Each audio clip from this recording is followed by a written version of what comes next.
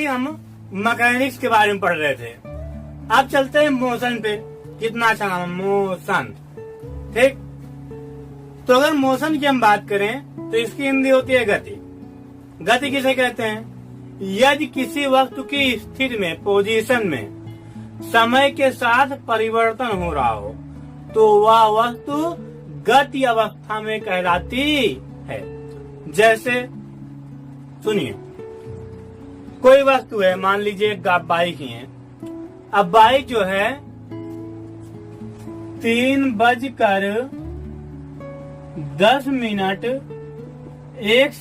पे मान लो point A पर है। किस पॉइंट पे? पॉइंट ए पर। फिर 3:10 पे पॉइंट बी पर हो गई। फिर तीसरे सेकंड पे पॉइंट सी पर हो गई। तो बाइक कौन सी अवस्था में? गति अवस्था में। क्यों? क्योंकि समय लगातार बढ़ रहा है तो बाइक की स्थिति भी लगातार परिवर्तित हो रही है। तो बाइक किस अवस्था में है? गति अवस्था में। तो यदि किसी वस्तु की स्थिति समय के साथ परिवर्तित हो रही हो तो वह वस्तु गति अवस्था में कहलाती है। दुनिया के सभी चीजों में परिवर्तन समय के सापेक्ष ही होता है। समय बीता ब्लैक व्हाइट टीवी से कलरफुल टीवी आ गई। ठीक, फिर समय बीता, कलरफुल टीवी से एलसीडी आ गई, फिर मोबाइल आ गई। ऐसे ही समय बढ़ता जाएगा और परिवर्तन होता रहेगा। ये तो मान लीजिए जमाने की बात है। अब आते हैं फिर गति में। तो यदि किसी वस्तु की स्थिति समय के साथ परिवर्तित हो रही हो तो वह वस्तु गति अवस्था में कहलाती है। ये लिखा हुआ है, इसको आप लिख लीजिए। अब चलते हैं हम लोग फ्रेम रेफरेंस पर। अब अगला टॉपिक हमारा क्या है? Frame reference. फ्रेम रेफरेंस, इसकी हिंदी होती है निर्देश तंत्र। इसकी हिंदी क्या होगी? निर्देश तंत्र। चलिए अब सुनिए, फिजिक्स में डायरेक्शन दिखाने के लिए चाल, वेग, विस्थापन, त्वरण, इन सभी का डायरेक्शन दिखाने के लिए, सदिश राशियों की दिशा दिखाने के लिए जिस तंत्र का, जिस सिस्टम का प्रयोग करते हैं, जिस तंत्र का प्रयोग करते हैं उसे ही बोलते हैं फ्रेम रेफरेंस, निर्देश तंत्र।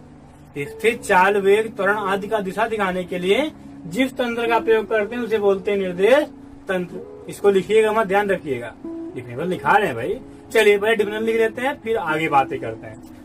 तो वह स्थिर बिंदु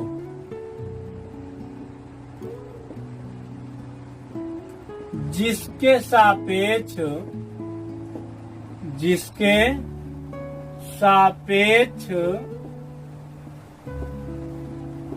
किसी वस्तु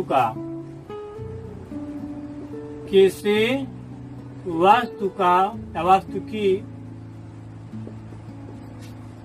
स्थिति मतलब विस्थापन, ध्यान रखिएगा। स्थिति, चाल, वेग,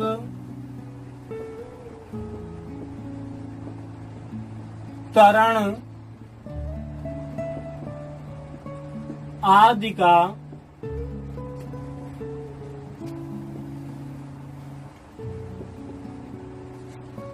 दिशा ज्ञात किया जाता है। दिशा ज्ञात किया जाता है निर्देश तंत्र कहलाता है। कौन तंत्र? निर्देश तंत्र कहलाता है।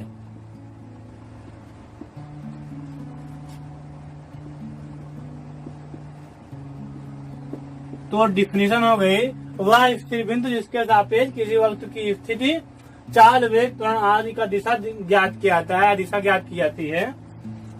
दिशा ज्ञात किया, ठीक है, निर्देश तंत्र कहलाता है। आप सुनिए, एग्जाम्पल हम लेते हैं विस्थापन से। विस्थापन मतलब स्थिति, ठीक। चलिए, तो अगर मान लेते हैं कोई वस्तु है और वह वस्तु जो है वह क्षैतिज विस्थापित होती है। कैसे? क्षैतिज। क्षैतिज मतलब कैसे? ये पृथ्वी के समांतर, ध्यान रखिएगा, पृथ्वी के समांतर, ऐसे, या तो ऐसे ऐसे, या तो ऐसे ऐसे, ऊपर नीचे नहीं है, तो ऐसे ऐसे, आगे पीछे ऐसे ऐसे, ठीक, ये ऐसे ऐसे। समझ में आ रहा है ना? ऐसे मत कीजिएगा, केवल ऐसे, या तो इधर जाए या तो इधर। तो अगर वस्तु जो है या तो इधर जाती है या तो इधर, क्षैतिज, तो वह दिशा कहलाती है यक्ष अक्ष। वह कौन दिशा कहलाती है? यक्ष अक्ष। वैसे फिजिक्स में दिशा को 3 माना गया। फिजिक्स में 3 दिशा माना गया। 3 दिशा से हम फिजिक्स पढ़ते हैं, 3 दिशा के अकॉर्डिंग, ठीक, 3 डायरेक्शन। तो अगर वस्तु या तो ऐसे जा रही है तो पीछे जा रही है, तो उसे क्या बोलेंगे? एक्स अक्ष। डायरेक्शन क्या रहेगा? एक्स अक्ष। अगर ऐसे जाएगी तो एक्स अक्ष का पॉजिटिव डायरेक्शन होगा, और पीछे आएगी इस तरफ तो एक्स अक्ष का निगेटिव डायरेक्शन होगा, ठीक। अब सुनिए, और अगर वस्तु ऊपर जाती है या ऊपर विस्थापित होती है या नीचे विस्थापित होती है, या तो ऊपर या तो नीचे, तो उसे बोलते हैं वाई अक्ष, वाई एक्सिस। तो ये हो गया वाई एक्सिस। आप नीचे भी दिखा सकते हैं, नीचे निगेटिव डायरेक्शन हो जाएगा, ऊपर पॉजिटिव, तो ये हो गया वाई अक्ष। और अगर वस्तु ना तो एक्स अक्ष में जाती है, मतलब ना तो ऐसे ऐसे होती है, ना तो उधर जाती है, ना तो पीछे जाती है, और ना तो ऊपर जाती है ना तो नीचे जाती है, इन दोनों के लंबवत जाती है। कैसे? इन दोनों मतलब ऐसे, ये आपके मुंह घुस गया, ठीक, ये दोनों के लंबवत, तो उसे बोलते हैं जेड एक्सिस। अब जेड एक्सिस को हम ऐसे बोर्ड दिखा नहीं पाएंगे, ऐसे काल, तो उसको ऐसे दिखा रहे हैं, देखिए, ये हो गया जेड एक्सिस, जेड अक्ष। तो अगर या तो ऐसे जाती है तो इधर जाती है, तो कौन सा हो जाएगा? एक्स अक्ष। इधर जाएगी वस्तु तो पॉजिटिव डायरेक्शन, इधर आएगी तो निगेटिव। ऊपर नीचे होती है, वस्तु का विस्थापन ऊपर नीचे है, ऊपर या नीचे है, तो वो क्या कहलाएगा? वाई अक्ष। ऊपर रहेगा तो पॉजिटिव, और नीचे जाएगी तो निगेटिव डायरेक्शन, वाई अक्ष के निगेटिव डायरेक्शन। अगर इन दोनों में किसी में नहीं जाती है, ना तो एक्स में ना तो वाई में, इन दोनों के लंबवत वस्तु का विस्थापन होता है, तो कौन सा डायरेक्शन कहलाएगा? जेड एक्सिस, ठीक। और इन दोनों के लंबवत में अगर ऐसे जाएगा वस्तु का विस्थापन जो है वो ऐसे अगर होगा, ये ऐसे बाहर की ओर, तो जेड एक्सिस का पॉजिटिव डायरेक्शन कहलाएगा डायरेक्शन में, ठीक। और अगर अंदर की ओर, जैसे यहाँ बोर्ड है तो अंदर जा नहीं सकते हैं, लेकिन अगर जाती है कोई वस्तु अंदर विस्थापित होती है, तो वो जेड एक्सिस का निगेटिव डायरेक्शन कहलाएगा। तो ये हो गया, फिजिक्स में 3 डायरेक्शन हो गए, एक्स वाई जेड, ठीक। अब एक्स अक्ष में जो है वो डायरेक्शन लिया जाता है या आई कैप, ध्यान रखिएगा, आई कैप, और इसमें जे कैप। वैसे एक्स वाई जेड ही बोलेंगे, लेकिन इसके बाद एक चैप्टर है, आगे हम लोग पढ़ेंगे, शायद इसके बाद नहीं, उसके बाद है एक चैप्टर, इसके बाद और पढ़ेंगे, उसके बाद चैप्टर है सदिश विश्लेषण। उस चैप्टर में हम एक्स एक्सिस को आई कैप से दिखाएंगे, जेड वाई एक्सिस को जे कैप से, और जेड एक्सिस को के कैप से, ठीक है। तो इसीलिए यहाँ पे लिख दे रहे हैं, एक्स एक्सिस पे आई कैप होता है, वाई एक्सिस पे जे कैप, और जेड एक्सिस पे के कैप। कौन सा कैप? के कैप, ठीक। चलिए, इसका ये हो गया, ये समझ में आ गया होगा। तो ये हो गया निर्देश तंत्र। अभी आपको ये कम समझ में आया होगा, इसका आगे हम लोग एग्जाम्पल देखेंगे, जब हम लोग स्थिर चाल वेग में इसका यूज करेंगे तब आपको और अच्छे समझ में आएगा ये। अब हम चलते हैं गति का प्रकार देखने। अब हम गति का प्रकार देख लेते हैं। चलिए, तो अगर निर्देश तंत्र के अनुसार हम गति देखें तो गति 3 प्रकार की होती है। कितनी प्रकार की? 3 प्रकार की। समझिए, पहला जो होता है वो होता है 1 डायमेंशनल मोशन। 1 डायमेंशनल मोशन, इसकी हिंदी होगी एक विमीय गति। इसको लिख करके आप ये फिगर बना लीजिए और उसके बाद आप गति का प्रकार हेडिंग करिए, निर्देश तंत्र के अनुसार गति के प्रकार। और उसमें लिखिए, हेडिंग करिए, पहला 1 डायमेंशनल मोशन। सेकंड नंबर है 2 डायमेंशनल मोशन। कौन सा dimensional? 2 dimensional motion. 2 dimensional motion. और थर्ड होता है, तीसरा जो गति का प्रकार होता है वो होता है 3 डायमेंशनल मोशन। 3 डायमेंशनल मोशन, इसे बोलते हैं शॉर्टकट में 3D, इसे बोलते हैं 2D, ये तो 1D है ही। ठीक, 1D मतलब 1 डायमेंशनल, 2D मतलब 2 डायमेंशनल और 3D मतलब 3 डायमेंशनल। ठीक, चलिए तो इसको हम मिटा देते हैं और इसके बाद हम लोग देखते हैं क्या, एक एक करके इसकी तीनों की डिफिनेशन देख लेते हैं। ठीक, तो हेडिंग कर लीजिए 1 डायमेंशनल मोशन, हिंदी लिख लीजिए एक विमीय गति। चलिए तो इसको मिटा देते हैं भैया। चल,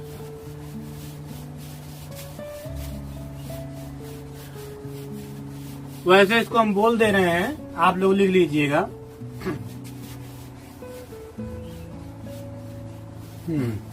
चलिए, तो पहला जो है वो क्या है, एक विमीय गति। तो हेडिंग कर लीजिए 1 dimensional motion. 1 dimensional motion. 1 dimensional motion, इसकी हिंदी होती है एक विमीय गति। एक विमीय गति इसकी हिंदी होती है। ठीक है, ये तो अगर कोई वस्तु एक अक्ष के अनुदिश गति करती है, कितने अक्ष के अनुदिश?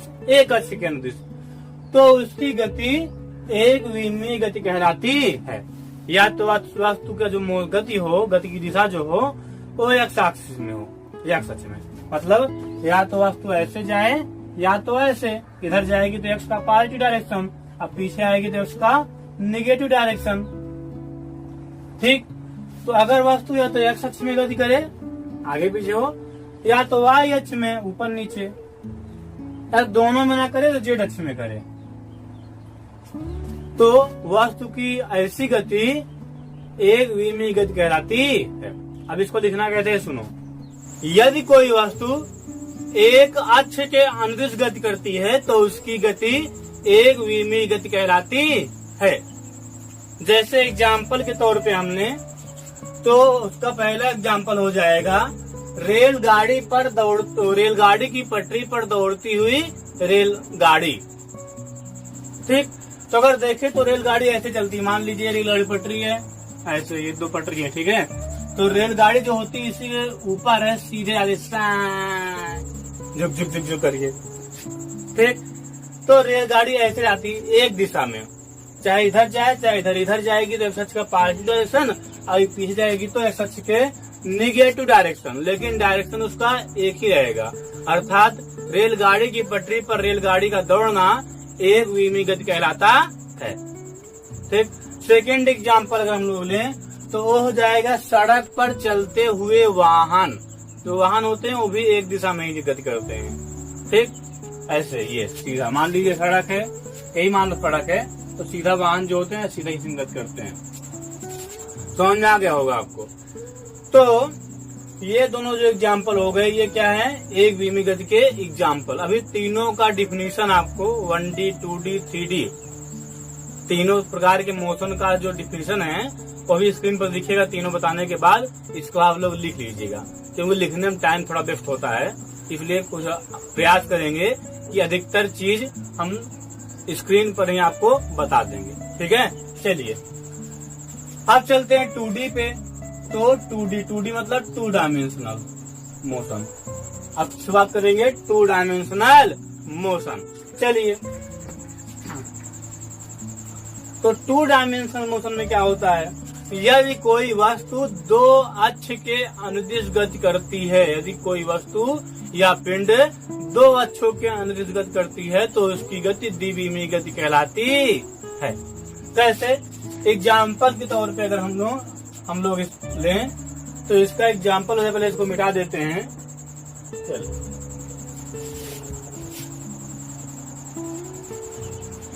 इसको मिटा ही दे रहे हैं हम।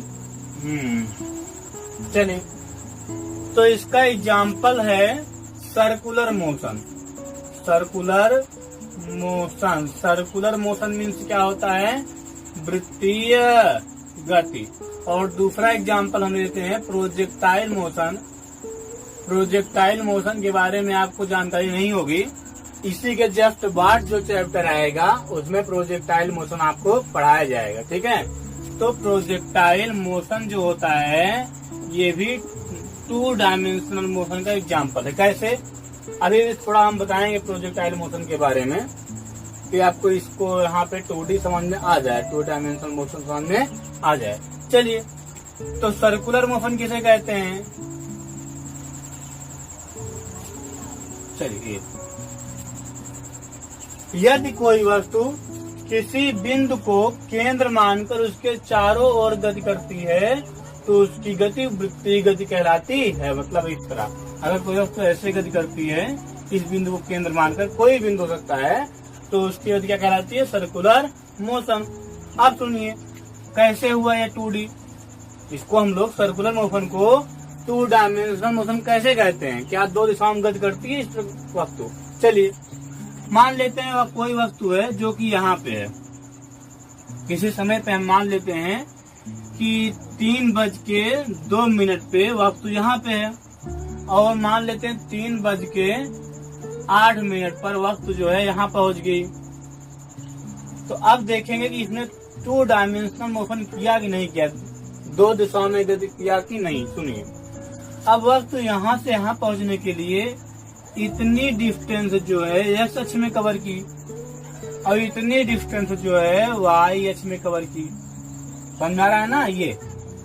और दोनों डिस्टेंस कवर करने के बाद वस्तु जो है यहाँ पे पहुंची। तो आप देख ही सकते हैं कि ये वाई अक्ष हो गया, ये एक्स अक्ष हो गया।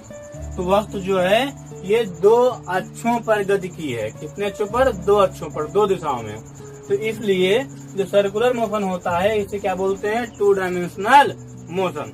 अब प्रोजेक्टाइल मोशन की बात करें अगर हम लोग, तो प्रोजेक्टाइल मोशन इस तरह होता है। सुनिए, प्रोजेक्टाइल मोशन जो होता है वह ऐसे होता है। ये अगर जैसे हम मान लेते हैं कोई गेंद फेंके, ऐसे यहाँ से कोई व्यक्ति है गेंद फेंकता है, तो गेंद ऐसे आके गिरेगी,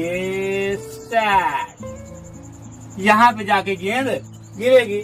तो इस प्रकार की गति जो होती है उसे बोलते हैं प्रोजेक्टाइल मोशन, प्रक्षेप गति, ठीक है। तो ये जो गति होती है क्या होती है? Projectile motion.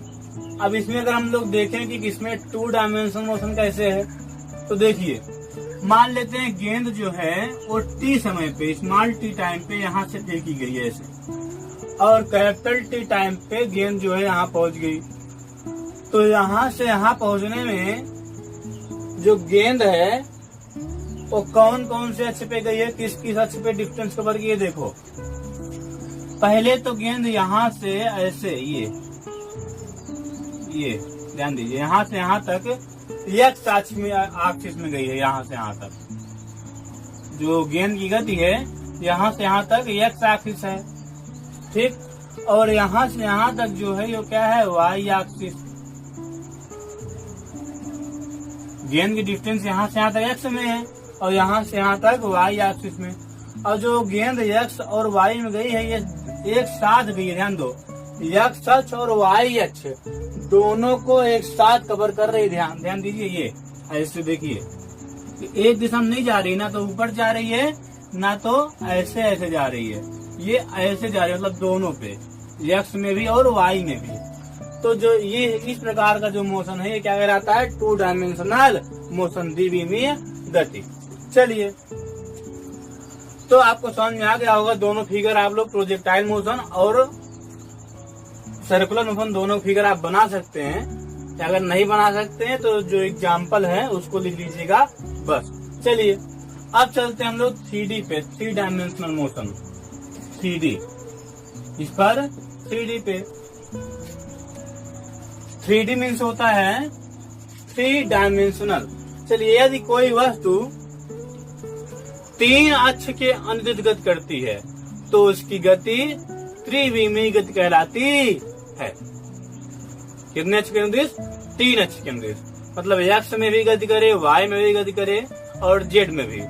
इसके एग्जाम्पल तौर पे अगर हम लोग लें तो आकाश में पतंग का उड़ना, आकाश में पतंग का उड़ना और मक्खियों का उड़ना, पक्षियों का उड़ना। पक्षियों का नहीं कहा गया है, किताबों में मक्खियों का ही कहा गया है, क्योंकि मक्खियां जो होती हैं वो किधर चली जाए, कब किधर उड़ने लगे कोई डायरेक्शन निश्चित नहीं है। मतलब वो तीनों दिशाओं में गति करती हैं, इसलिए मक्खियों का उड़ना जो है वह त्रिविमीय गति कहलाता है। और किसी किसी किताब में तो ये भी दिया है पक्षियों का उड़ना। तो पक्षियों का उड़ना, मक्खियों का उड़ना, पतंग का उड़ना, पतंग उड़ाना, ये सब क्या है? त्रिविमीय गति। ठीक, तो इसके बाद जो आपका ये दिया है इसमें सब कुछ लिखा है, तीनों के डिफिनेशन, उसके एग्जाम्पल भी लिखे हैं, इसको आप लोग लिख लीजिए। ठीक है, अब हम चलते हैं डिस्टेंस पर। अब बातें करते हैं डिस्टेंस की, इसको मिटा देते हैं। चलिए, बातें